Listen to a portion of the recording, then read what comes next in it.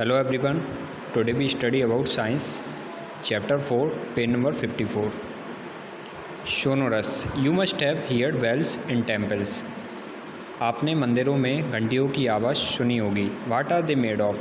यह किसके बने होते हैं? The bells are made of metals. तो bells होती हैं, जो घंटियाँ होती हैं, वो धातु से मिलकर बनाए जाते हैं. Mostly brass. यानी जो ब्रास होता है मुख्यतः इसी से इनको बनाया जाता है. Metals produce a ringing sound when struck.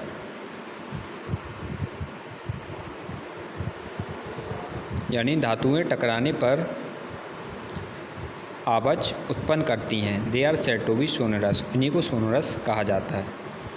यहाँ पे ब्रास का मीन्स पीतल से था. Non metal do not produce ringing sound when struck hard and hence they an not sonorous. जो अधातु होते हैं वो टकराने पर साउंड यानी ध्वनि उत्पन्न नहीं करते हैं, इसलिए इनको नॉन सोनरस कहा जाता है. इसके बाद डक्टिलिटी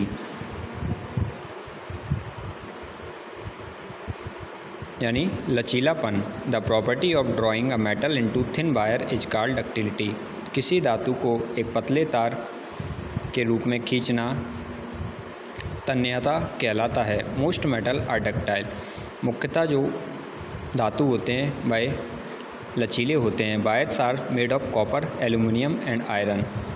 जो वायर्स होती हैं वो कॉपर, एल्यूमिनियम और आयरन से मिलकर बनी होती हैं. Have you ever seen wire made of graphite. क्या आपने कभी किसी वायर को ग्रेफाइट से बना हुआ देखा है? Non metals can not be drawn into wires as they are not ductile. Non metal जो होते हैं उससे आप वायर का निर्माण नहीं कर सकते, यानी उससे तार नहीं बनाए जा सकते हैं क्योंकि यह लचीले नहीं होते हैं. इसके बाद कंडक्टिविटी, हीट कंडक्टिविटी. कंडक्टिविटी यानी प्रवाहक तत्व. हीट कंडक्टिविटी यानी ताप चालकता. Can be hold one end of an iron rod while at the same time other and is being heated. क्या हम लोहे के एक सिरे को पकड़ सकते हैं जबकि उसी समय दूसरे सिरे को गर्म किया जा रहा हो? नो, नहीं. Because we find that the other end become very hot. नहीं, क्योंकि हम देखेंगे कि जो दूसरा सिरा है वह भी बहुत गर्म हो जाएगा. This clearly indicate that metal are good conductor of heat. इससे यह स्पष्ट होता है कि जो मेटल्स होते हैं, धातु होते हैं, यह ऊष्मा के अच्छे चालक या सुचालक होते हैं. ऑन द अदर हैंड, दूसरी ओर देखा जाए, non metal are bad conductor of heat. जो नॉन मेटल्स होते हैं, अधातु होते हैं, वह ऊष्मा के क्या होते हैं? बैड कंडक्टर यानी बुरे सुचालक होते हैं. This is the reason metallic pens are provided with wooden और plastic handle as wood and plastic both are non metals. यही कारण है कि धातु के पेन लकड़ी और प्लास्टिक के हैंडल के साथ प्रदान किए जाते हैं. As wood and plastic both are non metal, क्योंकि वुड एंड प्लास्टिक दोनों ही क्या हैं? नॉन मेटल्स हैं, अधातु हैं. इसके बाद electrical conductivity. Electric wire in our homes are made of aluminium and copper. हमारे घरों में बिजली के जो तार होते हैं वह एल्यूमिनियम और कॉपर से बने होते हैं. So metal are good conductor of electricity. इसलिए जो धातु होता है, मेटल होता है, वह विद्युत का एक अच्छा सुचालक माना जाता है. Copper wire are generally used in electrical appliance and household wiring. Copper का वायर होता है, जो तांबे का तार होता है, उसका प्रयोग घर में और घर की जो वायरिंग की जाती है उसमें किया जाता है. Similarly aluminium wire are used for making power transmission cable.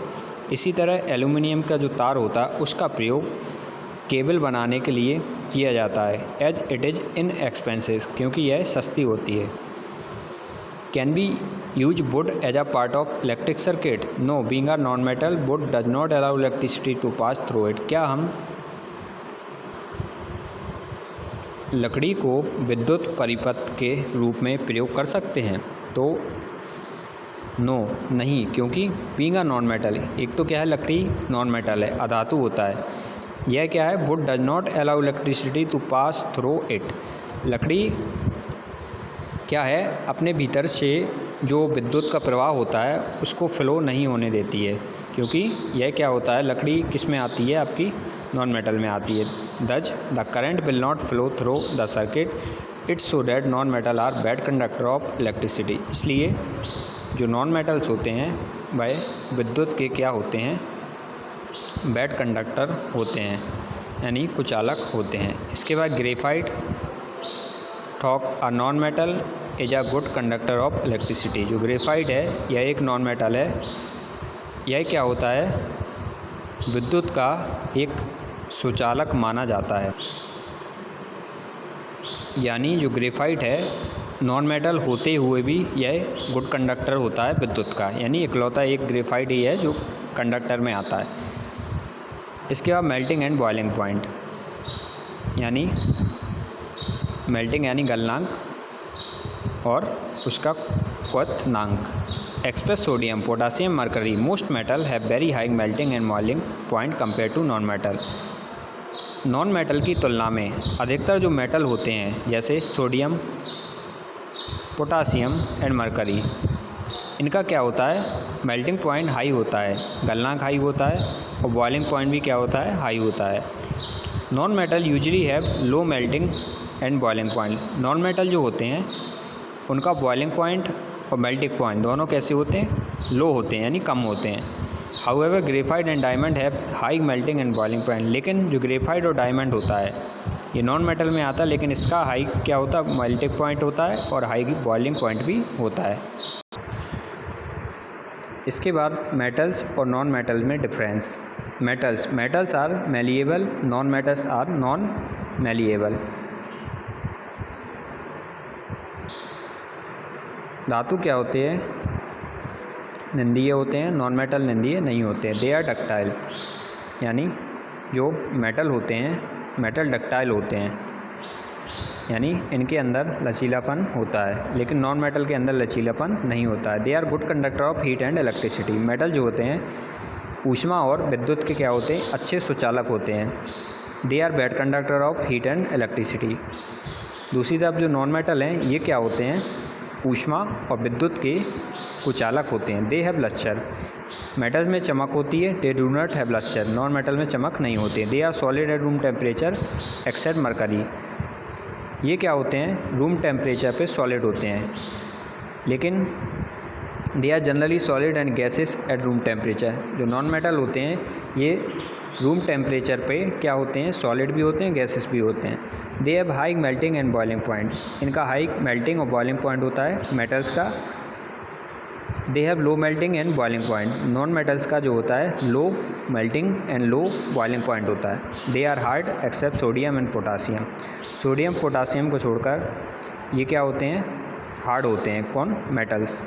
Non metals कैसे होते हैं, most of non metal are soft, ये सॉफ्ट होते हैं डायमंड को छोड़कर, क्योंकि डायमंड हार्ड होता है और एक नॉन मेटल भी आ। इसके बाद दे आर सोनोरस, अभी बताया मैंने, सोनोरस यानी टकराने पर ध्वनि उत्पन्न करें तो वो मेटल होते हैं। Non metal they are non sonorous, यानी ये टकराने पर ध्वनि उत्पन्न नहीं करते हैं।